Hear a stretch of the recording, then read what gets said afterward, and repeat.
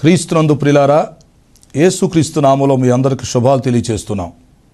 క్రీస్తు రాకడ ధ్వని శాంతి ఆదరణ సందేశాలు అను టీవీ కార్యక్రమం కొరకు ప్రేమతో మిమ్మల్ని ఆహ్వానిస్తున్నాం. మీరు మీ విలువైన సమయాన్ని కేటాయించుకొని మా కార్యక్రమాలు చూస్తున్నందుకు మీకు కృతజ్ఞతలు.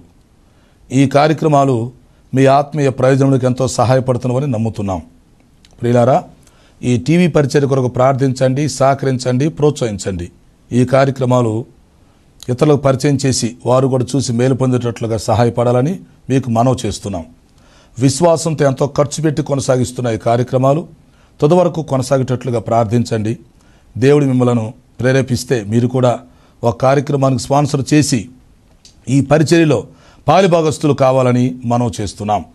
ప్రత్యక్షంగా టీవీ ద్వారా మేము సువార్త ప్రకటిస్తున్నాం. పరోక్షంగా ప్రార్థిస్తున్నవారు, సహకరిస్తున్నవారు, మమ్మల్ని ప్రోత్సహిస్తున్న వారంతా ఈ పరిచర్యలో పాలిభాగస్తులు అని జ్ఞాపకం చేస్తున్నాం. యేసుక్రీస్తు వారు ఇచ్చిన గొప్ప ఆజ్ఞని మేము పాటిస్తున్నాం. మీరు వెళ్ళి సమస్త జనులను శిష్యులుగా చేయండి అని ప్రభు చెప్పారు. కనుక ఈ టీవీ ద్వారా మీ గృహాల్లో ప్రవేశించి మిమ్మల్ని పలకరించి మీకు సువార్త చెప్పి మిమ్మల్ని ప్రభు రాకడ కొరకు ఎత్తబడే దేవుని సార్వత్రిక సంఘము కొరకు సిద్ధపరచడానికి మా వంతు ప్రయత్నాన్ని మేము కొనసాగిస్తున్నాం. యేసుక్రీస్తు రెండవ రాకడను గూర్చి, ప్రపంచ భవిష్యత్తును గూర్చి అనేకమైన విషయాలు మనం తెలుసుకొని మనం సిద్ధపడి మనం ఇతరులను సిద్ధపరచడానికి దేవుడు మనకిచ్చిన ఈ మంచి అవకాశాన్ని మనం అందరం కలిసి వినియోగించుకుందాం. ప్రస్తుతం మనం యేసుక్రీస్తు రెండవ రాకడ వర్తమానాలు ఒక సబ్జెక్టుగా తీసుకొని సీరియల్గా ధ్యానం చేస్తూ ఉన్నాం. ఓకే, ఈరోజు 7 ఏండ్ల శ్రమలను గూర్చి నేర్చుకోబోతున్నాం. వాక్యం కొరకు మీ మనసులను సిద్ధం చేయండి. ప్రార్థన. పరిశుద్ధుడైన తండ్రి, జీవాధిపతి, మీ ఘనమైన పాదాలకు స్తుతి స్తోత్రాలు చెల్లిస్తున్నాం. ఈరోజు రెండవ రాకడ వర్తమానాల్లో 139వ వర్తమానం 7 ఏండ్ల శ్రమలను గూర్చి నేర్చుకోబోతుండగా మీరు బోధకులై మాకు బోధ చేయమని మనవి చేస్తున్నాం. మీ దాసుని నన్ను బలపరిచి వాడుకోండి. రక్షణ లేని వారందరికీ రక్షణ దయచేయండి. రక్షణ పొందిన వారిని సంఘంలో స్థిరపరిచి బలపరిచి మీరు రాకడ కొరకు సిద్ధపరచమని మనవి చేస్తున్నాం. ఈ కార్యక్రమం సహకరిస్తున్న కుటుంబాన్ని కూడా దీవించండి. ఇప్పుడు మాకు అవసరమైన సందేశము దయచేసి మీరే మహిమ పొందమని యేసు పరిశుద్ధ నామములో అడుగుచున్నాను తండ్రి, ఆమేన్.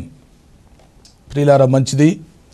కూడి వచ్చిన మీ అందరికీ మరొకసారి శుభాలు తెలియచేస్తూ మిమ్మల్ని వర్తమానం కొరకు ఆహ్వానిస్తున్నాం. ఈరోజు మన ధ్యానాంశం 7 ఏండ్ల శ్రమలు. ప్రియులారా, మీరు వింటున్న చూస్తున్న ఈ వర్తమానాలు క్రీస్తు రాకడ ధ్వని యూట్యూబ్లో, ఫేస్బుక్లో మీకు అందుబాటులో ఉంటున్నాయి. ఆ అవకాశాన్ని ఉపయోగించుకోండి. క్రీస్తు రాకడ ధ్వని యూట్యూబ్ ఛానల్ని సబ్స్క్రైబ్ చేయండి. మీకు తెలిసినందరికీ షేర్ చేయండి. ఈ వారంలో ఎవరైనా బర్త్డే, మ్యారేజ్ డే జరుపుకుంటా ఉంటే వారికి శుభాలు తెలియపరుస్తున్నాం. దేవుడు మిమ్మలను, మీ కుటుంబాలను, సంఘాలను, పరిచర్యను నిండారుగా దీవించునుగాక. ఆమేన్. ప్రియులారా, యేసుక్రీస్తు రెండవ రాకడలో సంఘం ఎత్తబడిన తర్వాత జరిగే సంభవాలను గూర్చి మనం ఆలోచన చేస్తున్నాం. అవునా? యేసుక్రీస్తు రహస్య రాకడలో వచ్చినప్పుడు బోర ఓదబడుతుంది, సంఘం ఎత్తబడి వెళ్ళిపోతుంది. ఓకే, సంఘం ఎత్తబడిన తర్వాత 7 సంవత్సరాలు ప్రత్యేకమైన కాలం ఉంటుంది. ఈ 7 సంవత్సరాల కాలములో జరిగే సంభవాలు ఒక్కొక్కటి మనం అర్థం చేసుకోవాలి. 1, సంఘము ఎత్తబడి మధ్యాకాశంలో ప్రభును కలుసుకొని అక్కడి నుండి న్యాయపీఠం దగ్గరికి వెళ్ళి బహుమతులు తీసుకుంటుంది అని మనం నేర్చుకున్నాం. 2, ఎత్తబడిన సంఘం ప్రభు చేతుల్లో ఉండగా విడిచిపెట్టబడిన గుంపు మానవ జాతి అంతా అంత్యక్రీస్తు చేతుల్లో ఉంటారని, విడవబడినటువంటి మానవ జాతిని 7 సంవత్సరాలు అంత్యక్రీస్తు పరిపాలిస్తాడని మనం తెలుసుకున్నాం. ఓకే, ఇప్పుడు 3వ విషయం ఏంటంటే సంఘం ఎత్తబడిన తర్వాత 7 సంవత్సరాలు భయంకరమైన శ్రమలు ఈ భూమి మీదకు రాబోతున్నాయి. దానినే మనము 7 ఏండ్ల శ్రమల కాలం అని పిలుస్తాం. ఓకేనా? ఈ శ్రమలు దేవుని దగ్గర నుంచి వస్తున్నాయి భూమి మీదకి, మనం అర్థం చేసుకోవాలి. ఈ శ్రమలు సాతాను వైపు నుంచి రావటం లేదు, లేక మనుషుల వైపు నుంచి రావటం లేదు. దేవుడే తన ఉగ్రతని ఈ భూమి మీద చూపిస్తున్నాడు. కనుక ఈ శ్రమలు దేవుడు పంపించే శ్రమలు అని మనం అర్థం చేసుకోవాలి. ఈ శ్రమల్ని 2 భాగాలుగా విభజిస్తాం. మొదటి 3.5 సంవత్సరాల కాలంలో వచ్చే శ్రమలను మామూలు శ్రమలనియు, చివరి 3.5 సంవత్సరాల కాలంలో వచ్చే శ్రమలను మహాశ్రమలనియు పిలుస్తాం. అట్లా మనం అర్థం చేసుకోవాలి. ఎందుకు శ్రమలు మహాశ్రమలు అంటున్నామంటే, శ్రమలు అనగా మనం తట్టుకునే స్థితిలో ఉంటాయి. అవి కూడా భయంకరంగా ఉంటాయి, కానీ ఏదో మనం తట్టుకోగలిగి బాధపడుతుంటాం. అయితే మహాశ్రమలు అనేవి మనము తట్టుకునేటువంటి తారాస్థాయిని దాటిపోయి ఉంటాయి అన్నమాట. అటు చావలేక, బ్రతకలేక, తట్టుకోలేక భయంకరమైన స్థితిని అనుభవిస్తాం. కనుక మహాశ్రమలు వస్తాయి. ఈ శ్రమల కాలమును గురించి యేసుక్రీస్తు వారు ప్రవచనం చెప్పారు, హెచ్చరిక చేశారు. మత్తయి సువార్త 24వ అధ్యాయం 21వ వచనం. మత్తయి సువార్త 24:21. లోకారంభం మొదలుకొని అట్టి శ్రమ ఇప్పటి వరకు వచ్చి ఉండలేదు, ఇక ఎన్నడూ రావు. ఆ దినములు తక్కువ చేయబడకపోతే ఏర్పరచబడిన వారు సైతం మరి నష్టపోతారు. అయితే ఏర్పరచబడిన వారి నిమిత్తము ఆ దినములు తక్కువ చేయబడును. దేవుడు ఆ దినములు తక్కువ చేయకపోతే ఏ శరీరియు తప్పించుకొనలేడు. అంత భయంకరంగా 7 సంవత్సరాలు శ్రమలు వస్తాయి, గుర్తుపెట్టుకోండి. ఎత్తబడే సంఘం ప్రభు చేతుల్లో ఉంటుంది. న్యాయపీఠం దగ్గర బహుమానాలు తీసుకుంటారు. విడిచిపెట్టబడే గుంపు క్రీస్తు విరోధి చేతుల్లో ఉంటుంది. అతడు అనేక మందిని క్రూర మృగంలాగా భక్షిస్తూ చంపుతాడు. ఇది మనం అర్థం చేసుకోవాలి. అయితే ఈ 7 ఏండ్ల శ్రమల కాలాన్ని గురించి క్రైస్తవ సంఘాలలో భిన్నాభిప్రాయాలు ఉన్నాయి. ముఖ్యంగా 3 అభిప్రాయాలు ఉన్నాయి సంఘమును గూర్చి, శ్రమలను గూర్చి. మొదటి అభిప్రాయం ఏంటంటే, సంఘము ఎత్తబడిన తర్వాత శ్రమలు వస్తాయని.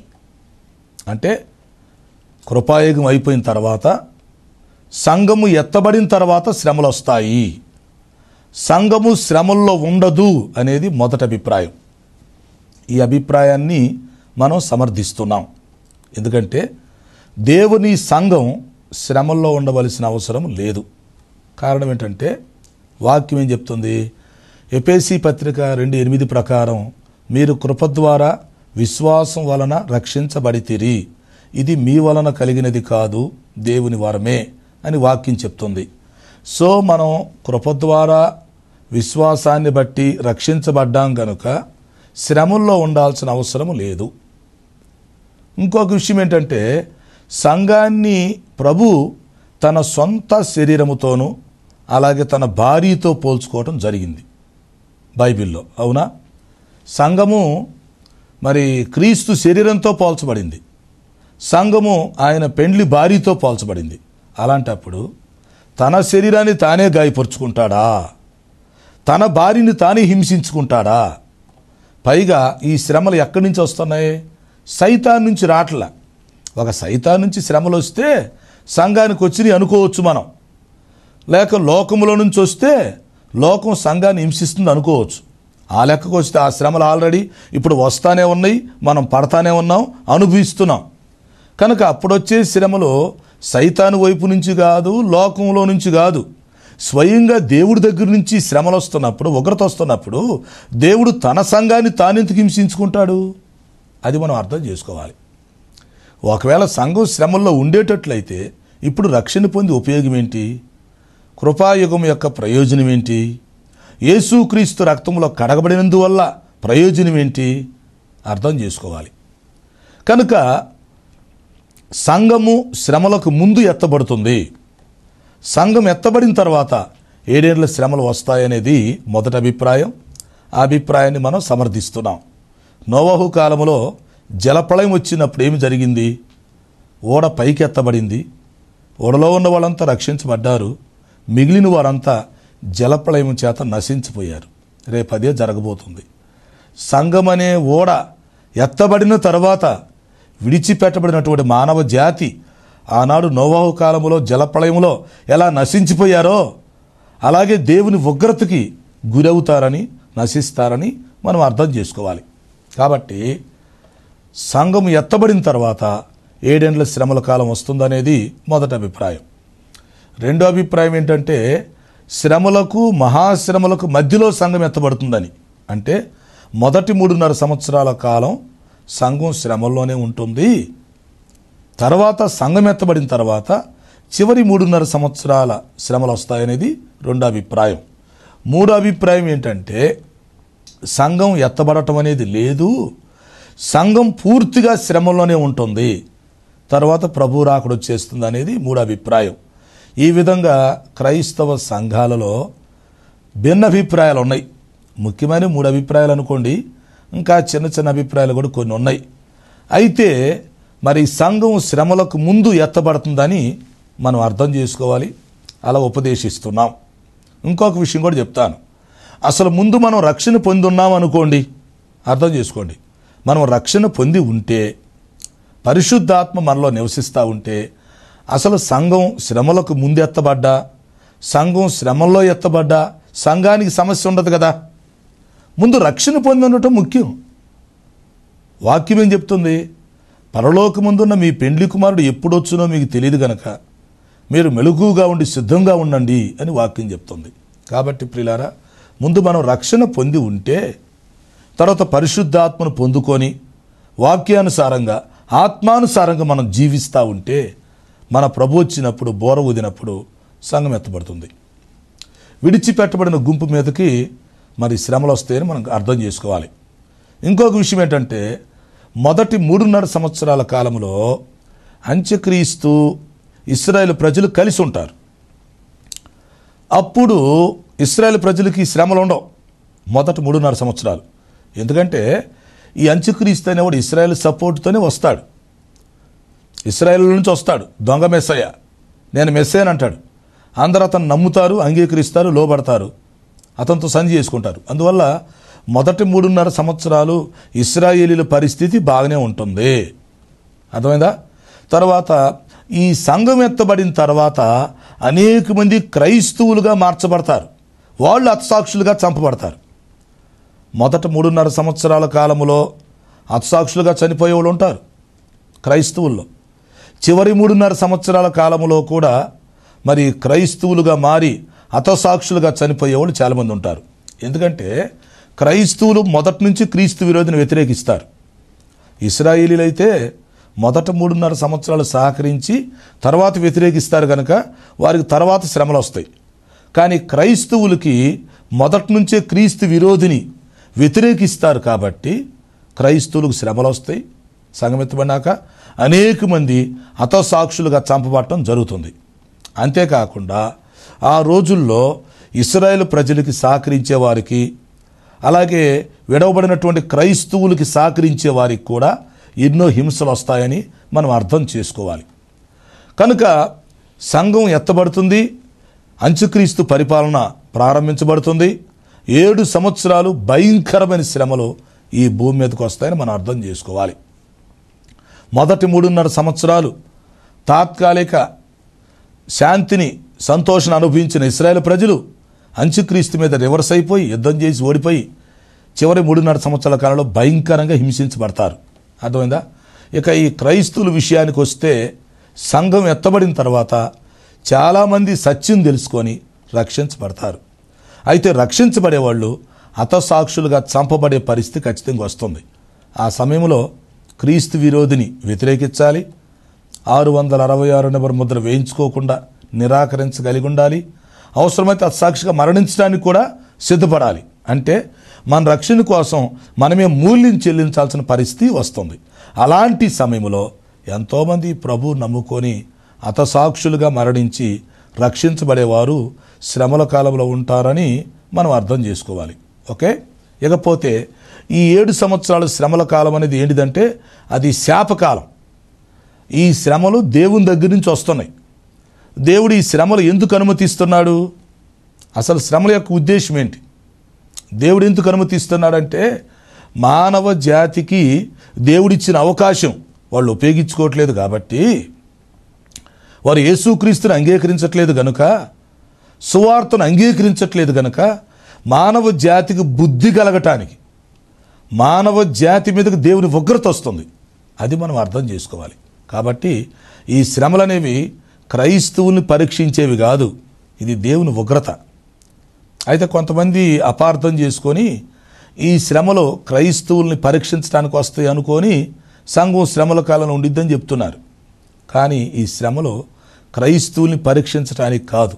ఎందుకంటే పరీక్షను బట్టి క్రైస్తవుడు రక్షణ పొందడు కదా. క్రైస్తవుడు పాస్ అవుతాడా ఫెయిల్ అవుతాడా అనేది సమస్య కాదు.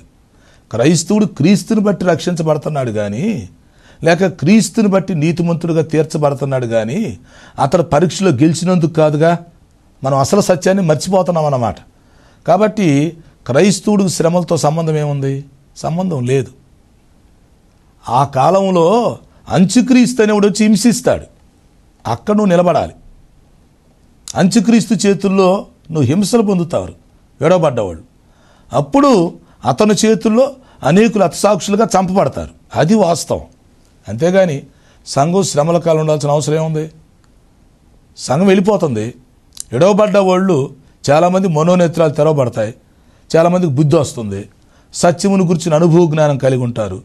అప్పుడు రక్షణ పొందుతూ ఉంటారు, హతసాక్షులుగా చంపబడుతుంటారు. అది హతసాక్షుల సమూహం. అది మనం అర్థం చేసుకోవాలి. అంతేకాదు ఈ 7 ఏళ్ల శ్రమల కాలంలో ముఖ్యంగా ఏం జరుగుతుందంటే 7 ముద్రలు విప్పబడతాయి.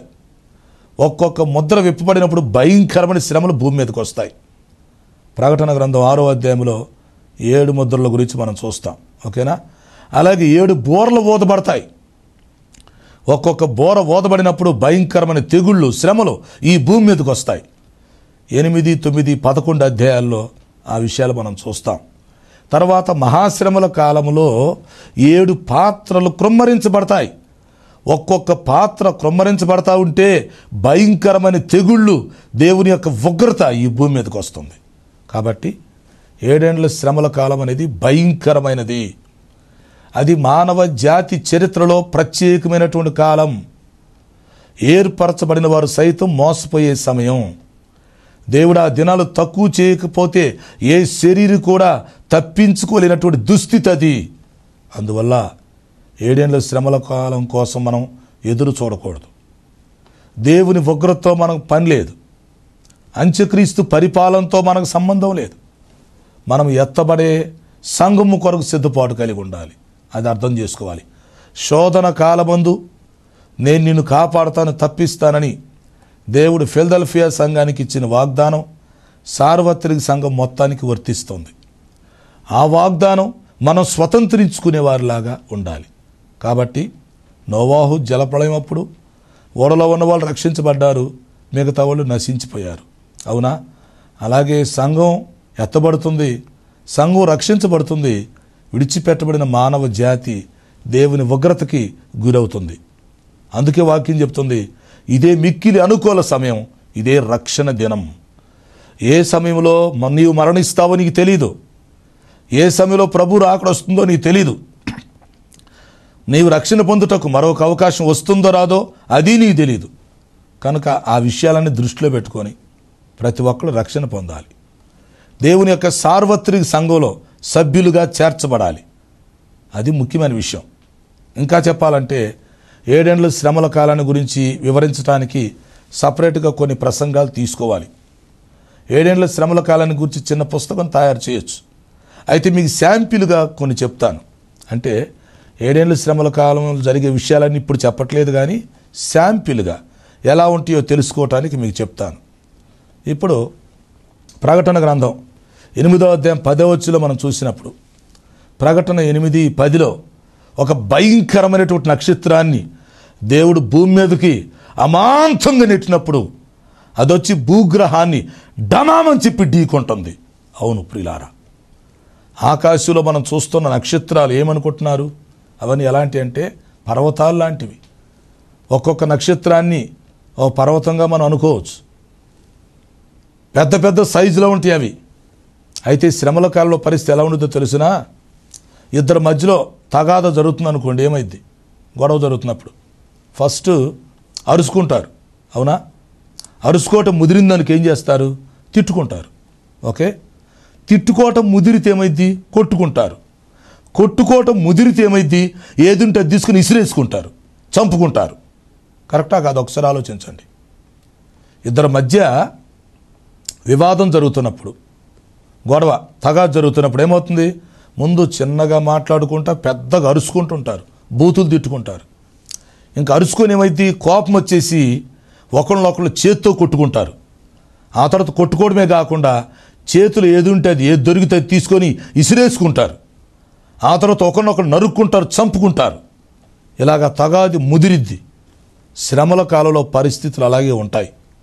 సంఘం ఎత్తబడిన తర్వాత మానవుడు చేసే దౌర్భాగ్య పరిస్థితులను చూసి, మానవుడు చేస్తున్న క్రియలు అక్రమాన్ని చూసి దేవుడు భయంకరంగా కోపగించుకుని తెలిసిన ఒక నక్షత్రాన్ని భయంకరంగా నెట్టేస్తాడు ఫోర్స్గా.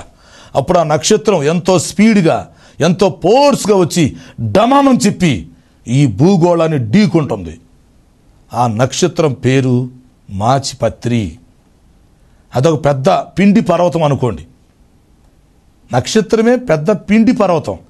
ఎప్పుడైతే పోర్సుకొచ్చి భూగ్రహాన్ని ఢీకుంటుందో వెంటనే మొక్కల మొక్కలుగా, పెచ్చులు పెచ్చులుగా అది పగిలిపోతుంది. ఆ నక్షత్రం భూమిని ఢీకొన్నప్పుడు ఆ నక్షత్రం లేక పర్వతం ఎక్కడికక్కడ పిండి పిండిగా పొడుమైపోతుంది. అప్పుడేం జరుగుతుందంటే ఆ నక్షత్రం ఎక్కడికక్కడ పిండి పిండి అయిపోయి ఈ నదుల్లో, జలధారలు, డ్యాములు, చెరువులు, ఎక్కడెక్కడైతే మనం త్రాగే మంచినీళ్ళు ఉంటాయో ఆ మంచినీళ్ళలో పడిపోతుంది. వెంటనే ఆ నక్షత్రం పిండి పిండి అయిపోయి ఈ మంచినీళ్ళలో పడిపోతుందో మంచినీళ్ళు భయంకర విషంగా మాచిపత్రిగా తయారైపోతాయి. ఆ నీళ్లు తాగి అనేక మంది చస్తారు. ఆ సమయంలో మంచినీళ్ళు దొరకక శ్రమ. మినరల్ వాటర్ కాదు, జనరల్ వాటర్ కూడా మనకేం దొరకవు. భయంకరమైన పరిస్థితులు ఉంటాయి. ఉదాహరణకి భర్త భార్యకి భోజనం పెట్టి మంచినీళ్ళు ఇస్తూ ఉంటాడు. భోజనం తింటూ నీళ్లు తాగి చచ్చిపోవచ్చు. ఇప్పుడు భార్య మంచినీళ్ళు తీసుకొచ్చి భర్తకి ఇవ్వచ్చు, భర్త తాగి చనిపోవచ్చు. లేక భర్తే భార్యకి మంచినీళ్ళు ఇస్తే తాగి చచ్చిపోవచ్చు. ఎక్కడో అక్కడ చనిపోతారు. పొలాలకు పనులకు వెళ్ళిన వాళ్ళు అక్కడ మంచినీళ్ళు వాళ్ళు తాగుతుండగా అక్కడ చచ్చిపోవచ్చు. పిల్లలు స్కూల్కి వెళ్ళి ఆ క్యారేజీ తింటూ ఆ మంచినీళ్ళు తాగుతున్నప్పుడు వాళ్ళు చచ్చిపోవచ్చు. ఎందుకంటే ఆ నీళ్లు భయంకరమైన విషంగా మారతాయి. ఇది శ్రమల కాలంలో జరుగుతున్న ఒక శ్రమ. ఎప్పుడైతే నక్షత్రం పడుతుందో మరి జలధారల మీద, మరి చెరువుల్లో, బావుల్లో, నదుల్లో, డ్యాముల్లో పడినప్పుడు ఆ నీళ్లు భయంకరం విషంగా మారినప్పుడు మరి ఆ నీళ్ళే కదా మనకు మున్సిపాలిటీ వాటర్కి వచ్చేది, ఆ నీళ్ళే కదా ట్యాపుల్లోకి వచ్చేది. మరి ఇప్పుడు ఆ నీళ్లు తాగుతాం తెలియక తాగినోడు అక్కడే పడి చచ్చిపోతే, అలా మనుషులు భయంకరంగా చస్తే ఎలా ఉంటుందో మీరు ఊహించుకోండి. అవును, ఆ రోజుల్లో మనుషులు పురుగులు చచ్చినట్టు చస్తూ ఉంటే ఏడ్చేవాళ్ళు ఉండరు, పూడ్చేవాళ్ళు ఉండరు. అది భయంకరమైన పరిస్థితి. ఎందుకంటే ఒక ఇంట్లో రోజుకొకళ్ళు చస్తూ ఉంటే ఎవరు ఏడుస్తారండి? ఎవరు పూడుస్తారు? కనుక ఏడ్చేవాళ్ళు లేక, పూడ్చేవాళ్ళు లేక మనుషులు ఎక్కడో అక్కడ పడి చస్తూ ఉంటే ఎంత భయంకరంగా ఉంటుందో మీరు ఊహించుకోండి. మరి కోవిడ్ టైంలో మనుషులు ఎలాగ చనిపోయారో మీకు తెలుసు. ఒక వ్యక్తి చనిపోతే చూడటానికి కూడా దగ్గరికి ఎవరు రాలేదు, సొంతోళ్ళు కూడా రావట్లేదు. వైరస్కు భయపడి, మరణానికి భయపడి దగ్గరికి రాకపోతే అలాగా కాల్చేసేవాళ్ళు. మనుషులను గుట్టలుగా పడేసి పెట్రోల్ పోసి తగలబెట్టలేదా? మీరు టీవీల్లో చూడలేదా? రేపు 7 ఏళ్ల శ్రమల కాలం ఎంత భయంకరంగా ఉండబోతుందో ఊహించుకోండి. ఆ మాచిపత్రి అనే నక్షత్రం పడినప్పుడు, మనుషులు త్రాగే నీళ్లు చేదవుతున్నప్పుడు, విషపు నీళ్లు త్రాగి మనుషులు చనిపోతూ ఉంటే పరిస్థితి ఎంత దారుణంగా ఉంటుందో మీరు ఊహించుకోండి. ఆ విధంగా మరణం వస్తుంది. మరొక శ్రమ చూపిస్తాను. అంటే శ్రమల కాలం శాంపిల్ ప్రకటన గ్రంథం 9:6 మనం చూస్తాం. మిడతలు వస్తాయి. దేవుడు మిడతలను వదులుతాడు భూమి మీదకి. ఆ మిడతలకి 5 నెలలు కాల వ్యవధి ఉంటుంది. ఆ మిడత కుడితే తేళ్లు కుట్టినట్టుగా ఉంటుంది. తేలు కుడితే ఎలా ఉంటుందో కుట్టిన వాళ్ళకే తెలుస్తుంది, కొట్టిన వాళ్ళకి తెలియదు. అవునా? తేళ్లు కుడితే ఎంత బాధో ఆ మిడతలు కుడితే అంత బాధ కలుగుతుంది. 5 నెలలు అవి మనుషులు హింసిస్తాయి, మనుషుల మీదకి పంపబడతాయి. ఒక్కొక్క ఆ మిడతొచ్చి కుడతా ఉంటే, తేలు కుట్టినంత బాధతో మనుషులు ఏడుస్తూ ఉంటే చివరికి ఏమైందో తెలిసినా మనుషులు ఆ బాధ తట్టుకోలేక చావాలని చూస్తారు. ఎందుకంటే ఆ బాధ అంత ఘోరంగా ఉంటుంది. చావాలని చూస్తే మరణము వారి యొద్ద నుంచి పారిపోతుంది. ఆ రోజుల్లో మనుషులు చావవలెనని ఆశపడుదురు గాని మరణమే వారి యొద్ద నుండి పారిపోవును అని వాక్యం చెప్తుంది. కాబట్టి 5 నెలలు ఎవరికి మరణం ఉండదు. ప్రతి ఒక్కడు బ్రతికుండాల్సిందే, మిడతలతో కుట్టించుకోవాల్సిందే, బాధపడుతూ ఉండాల్సిందే. చావలేక బ్రతకలేక ఆ బాధ తట్టుకోలేక ఎంత దారుణంగా ఉంటాయి సార్. ఇప్పుడేమన్నా కృపాయుగంలో ఎవరో పట్టించుకోవట్లేదు, సువార్తను అంగీకరించడం లేదు, సత్యాన్ని తెలుసుకోవట్లేదు. కానీ రేపు శ్రమల కాలం భయంకరంగా ఉండబోతుంది. చూసారా, ఆ మాచిపత్రి నక్షత్రం పడి నీళ్లు విషమై మనుషులు త్రాగి చనిపోతున్నారు. అదే మరణించే శ్రమ. ఇదేంటి, మిడతలు వచ్చి కుడతా ఉంటే ఆ బాధ పడాల్సిందే కానీ చావు రాదు. ఒకవేళ మనం చద్దామని వెళితే మరణమే దూరం అయిపోతుంది, ఆ బాధ పడాల్సి వస్తుంది. సో మనుషులు చావలేక బ్రతకలేక హింసలు పొందే రోజులవి. అందుకే దేవుని ఉగ్రత నుంచి తప్పించబడటానికి ప్రతి ఒక్కరూ ఎత్తబడే సంఘము కొరకు సిద్ధపాటు కలిగి ఉండాలని వాక్యం హెచ్చరిస్తుంది. అట్టి కృపను దేవుడు మనందరికీ దయచేయునుగాక. ఆమేన్. ప్రార్థన. తండ్రి, నీకు స్తోత్రాలు. వినవర్తమానం మా హృదయాలు ఫలింపు చేయండి. మీ ఉగ్రత నుండి తప్పించబడటానికి ప్రతి ఒక్కరికి కృప అనుగ్రహించమని మనం చేస్తున్నాం. రక్షణ లేని వారికి రక్షణ దయచేయండి. సమస్యలతో, అనారోగ్యంతో, అవసరాలతో ఉన్న వారికి సహాయం చేసి మహిమ పొందమని యేసు పరిశుద్ధ నామములో అడుగుచున్నాను తండ్రి. ఆమేన్. తండ్రి, కుమార, పరిశుద్ధాత్మ త్రియేక దేవుని దీవెన మనందరికి తోడే నడిపించును గాక. ఆమేన్. ఆమేన్. ప్రియులారా, ఈ కార్యక్రమాలకు మీరు స్పాన్సర్ చేయాలని ఆశించినట్లయితే మా సెల్ ఫోన్ నెంబర్కి SMS పంపండి. 9440402368 9440402368. God bless you.